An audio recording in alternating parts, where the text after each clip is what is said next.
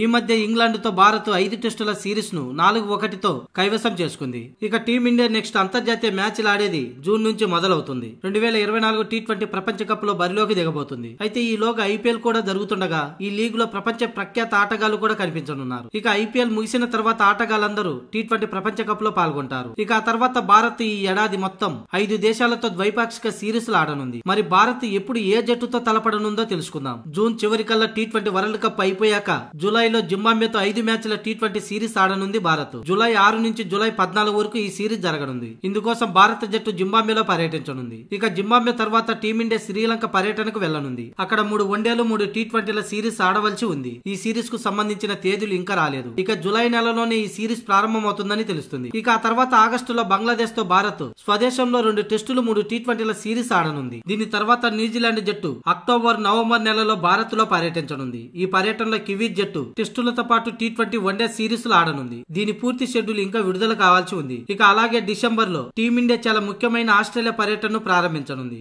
అక్కడ బోర్డర్ గవాస్కర్ ట్రోఫీలో టీమిండియా తలపడనుంది. ఈసారి ఆస్ట్రేలియాలో జరగనుంది. అయితే ఇంకా షెడ్యూల్ విడుదల కాలేదు. మొత్తానికి టీ20 వరల్డ్ కప్ తర్వాత టీమిండియా ఈ 5 దేశాలతో ద్వైపాక్షిక సిరీస్ ఆడనుంది.